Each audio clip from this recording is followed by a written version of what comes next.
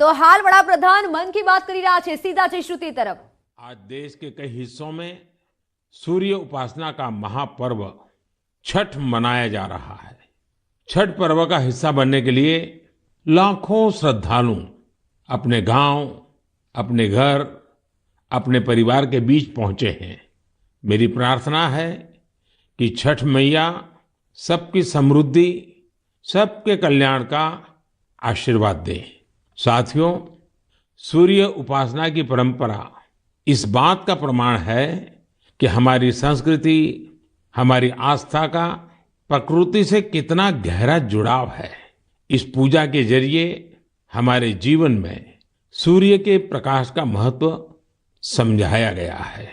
साथ ही ये संदेश भी दिया गया है कि उतार चढ़ाव जीवन का अभिन्न हिस्सा है। इसलिए हमें हर परिस्थिति में एक समान भाव रखना चाहिए। छठ मैया की पूजा में भांति भांति के फलों और ठेकुआ का प्रसाद चढ़ाया जाता है। इसका व्रत भी किसी कठिन साधना से कम नहीं होता। छठ पूजा की एक और खास बात होती है कि इसमें पूजा के लिए जिन वस्तुओं का इस्तेमाल होता है उसे समाज के विभिन्न लोग मिलकर तैयार करते हैं। इसमें बांस की बनी टोकरी या सुपली का उपयोग होता है। मिट्टी के दियों का अपना महत्व होता है।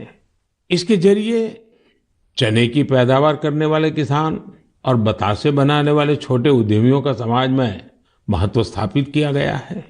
इनके सहयोग के बिना छठ की पूजा संपन्न ही नहीं हो सकती। छठ का पर्व हमारे जीवन में स्वच्छता के महत्व पर भी जोर देता है। इस पर्व के आने पर सामुदायिक स्तर पर सड़क, नदी, घाट, पानी के विभिन्न स्रोत सबकी सफाई की जाती है। छठ का पर्व एक भारत श्रेष्ठ भारत का भी उदाहरण है। आज बिहार और पूर्वांचल के लोग देश के जिस भी कोने में हैं, वहां धूमधाम से छठ का आयोजन हो रहा है। दिल्ली, मुंबई समेत महाराष्ट्र के अलग अलग जिलों और गुजरात के कई हिस्सों में छठ का बड़े पैमाने पर आयोजन होने लगा है। मुझे तो याद है, पहले गुजरात में उतनी छठ पूजा नहीं होती थी, लेकिन समय के साथ आज करीब करीब पूरे गुजरात में छठ पूजा के रंग नजर आने लगे हैं। ये देखकर मुझे भी बहुत खुशी होती है। आजकल हम देखते हैं विदेशों से भी छठ पूजा की कितनी भव्य तस्वीरें आती हैं। यानी भारत की समृद्ध विरासत, हमारी आस्था दुनिया के कोने कोने में अपनी पहचान बढ़ा रही है। इस महापर्व में शामिल होने वाले हर आस्थावान को मेरी तरफ से बहुत बहुत शुभकामनाएं। मेरे प्यारे देशवासियों, अभी हमने पवित्र छठ पूजा की बात की, भगवान सूर्य की उपासना की बात की। तो क्यों न सूर्य उपासना के साथ साथ आज हम उनके वरदान की भी चर्चा करें। सूर्य देव का ये वरदान है सौर ऊर्जा, सोलर एनर्जी। आज एक ऐसा विषय है जिसमें पूरी दुनिया अपना भविष्य देख रही है। और भारत के लिए तो सूर्यदेव सदियों से उपासना ही नहीं, जीवन पद्धति के भी केंद्र में रह रहे हैं। भारत आज अपने पारंपरिक अनुभवों को आधुनिक विज्ञान से जोड़ रहा है। तभी आज हम सौर ऊर्जा से बिजली बनाने वाले सबसे बड़े देशों में शामिल हो गए हैं। सौर ऊर्जा से कैसे हमारे देश के गरीब और मध्यम वर्ग के जीवन में बदलाव आ रहा है, वो भी अध्ययन का विषय है। तमिलनाडु में कांचीपुरम में एक किसान है, थिरु के एजिलन। इन्होंने पीएम कुसुम योजना का लाभ लिया और अपने खेत में 10 हॉर्स पावर का सोलर पंप सेट लगवाया। अब उन्हें अपने खेत के लिए बिजली पर कुछ खर्च नहीं करना होता है। खेत में सिंचाई के लिए अब वो सरकार की बिजली सप्लाई पर निर्भर भी नहीं है। वैसे ही राजस्थान के भरतपुर में पीएम कुसुम योजना के एक और लाभार्थी किसान हैं कमल जी मीणा। कमल जी ने खेत में सोलर पंप लगाया जिससे उनकी लागत कम हो गई है। लागत कम हुई तो आमदनी भी बढ़ गई। कमल जी सोलार बिजली से दूसरे कई छोटे उद्योगों को भी जोड़ रहे हैं।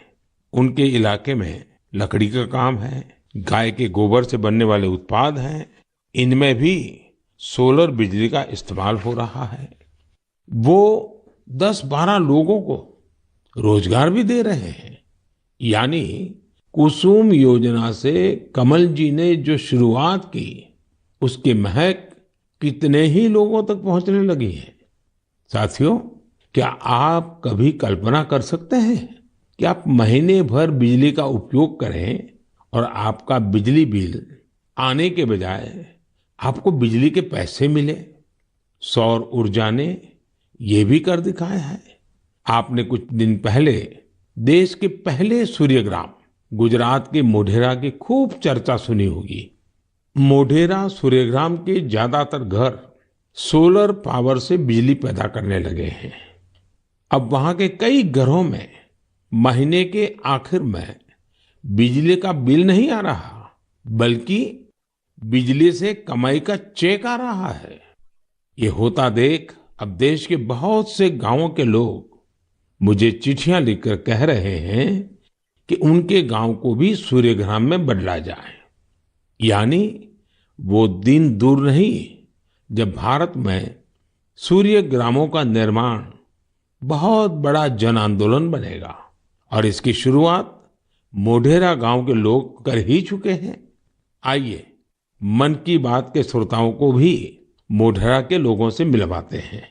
हमारे साथ इस समय फोन लाइन पर जुड़े हैं श्रीमान विपिन भाई पटेल। विपिन भाई नमस्ते। देखिए, अब तो मोढेरा पूरे देश के लिए एक मॉडल के रूप में चर्चा में आ गया है। लेकिन जब आपको अपने रिश्तेदार परिचित सब बातें पूछते होंगे तो आप उनको क्या बताते हैं? क्या फायदा हुआ? सर, लोग हमारे को पूछते हैं तो हम कहते हैं कि हमारे जो बिजली बिल आता था, लाइट बिल, वो अभी 0 आ रहा है और कभी 70 रुपये आता है। पर लेकिन हमारे पूरे गांव में जो आर्थिक परिस्थिति है वो सुधर रही है। यानी एक प्रकार से पहले जो बिजली बिल की चिंता थी वो खत्म हो गई। हाँ सर, वो तो बात सही है सर। तो अभी तो कोई टेंशन नहीं पूरे गांव में। सब लोग को लग रहा है कि सर ने जो किया तो वो तो बहुत अच्छा किया है। वो खुश है सर, आनंदित हो रहे हैं सब। अब अपने घर में ही खुद ही बिजली का कारखाना के मालिक बन गए। खुद का अपना घर के छत पे बिजली बन रही है। हाँ, बात सही है सर। तो क्या ये बदलाव जो आया है उसकी गांव के लोगों पे क्या असर है? सर, वो पूरे गांव के लोग वो खेती कर रहे हैं तो फिर मेरे को बिजली की जो झंझट थी तो उसमें मुक्ति हो गई है। बिजली का बिल तो भरना नहीं है, निश्चित हो गए है सर। मतलब बिजली का बिल भी गया और सुविधा बढ़ गई, झंझट भी गया सर। और सब जब आप यहाँ आए थे और तो 3D शो जो यहाँ उद्घाटन किया तो इसके बाद तो मोढेरा गांव में 4 चांद लग गए सर। और वो जो सेक्रेटरी आए थे सर, जी जी, तो वो गांव फेमस हो गया सर। या यूएन के सेक्रेटरी जनरल, उनकी खुद की इच्छा थी। उन्होंने मुझे बड़ा आग्रह किया कि भाई इतना बड़ा काम किया है तो मैं वहां जाके देखना चाहता हूँ। चलिए विपिन भाई, आपको और आपके गांव के सब लोगों को मेरी तरफ से बहुत बहुत शुभकामनाएं। और दुनिया आप में से प्रेरणा ले और ये सोलर एनर्जी का अभियान घर घर चले। ठीक है सर, वो हम लोगों को बताएंगे कि भाई सोलर लगवाओ, आपके पैसे से भी लगवाओ तो बहुत फायदा है। हाँ, लोगों को समझाइए। चलिए, बहुत बहुत शुभकामनाएं। धन्यवाद भैया। Thank you sir, thank you sir. मेरा जीवन धन्य हो गया आपसे बात करके। विपिन भाई का बहुत बहुत धन्यवाद। आइए अब मोढेरा गांव में वर्षा बहन से भी बात करेंगे। हेलो, नमस्ते सर। नमस्ते नमस्ते। वर्षा बहन, कैसी हैं आप? बहुत अच्छे हैं सर, आप कैसे हैं? मैं बहुत ठीक हूँ। हम धन्य हो गए सर आपसे बात करके। अच्छा वर्षा बहन, हाँ, आप मोढेरा में, आप तो एक तो फौजी परिवार से हैं। फौजी परिवार से हूँ मैं, आर्मी एक्समैन की वाइफ बोल रही हूँ सर। तो पहले हिंदुस्तान में कहाँ कहाँ जाने का मौका मिला आपको? मुझे राजस्थान में मिला, गांधीनगर में मिला, कटरा का जो जम्मू है वहाँ पर मिला मौका, साथ में रहने का बहुत सुविधा वहाँ पर मिल रही थी सर। और ये फौज में होने के कारण आप हिंदी भी बढ़िया बोल रही हो। हाँ, सीखा है सर। मुझे बताइए, मोढेरा में जो इतना बड़ा परिवर्तन आया, ये सोलर रूफटॉप प्लांट आपने लगवा दिया, जो शुरू में लोग कह रहे होंगे तब तो आपको मन में आया होगा ये क्या मतलब है, क्या कर रहे हैं, क्या होगा, ऐसे थोड़ी बिजली आती है, सब बातें हैं कि आपके मन में आई होगी। अब क्या अनुभव आ रहा है, इसका फायदा क्या हुआ है? बहुत सर, फायदा तो फायदा ही फायदा हुआ है सर। हमारे गांव में तो रोज दिवाली मनाई जाती है आपकी वजह से। 24 घंटे हमें बिजली मिल रही है, बिल तो आता ही नहीं है बिल्कुल। हमारे घर में हमने इलेक्ट्रिक सब चीजें घर में ला रखी है सर, सब यूज कर रहे हैं हम आपकी वजह से सर। बिल आता ही नहीं है तो हम फ्री माइंड से सब यूज कर सकते हैं ना। ये बात सही है, आपने बिजली का अधिकतम उपयोग करने के लिए भी मन बना लिया है। बना लिया सर, बना लिया।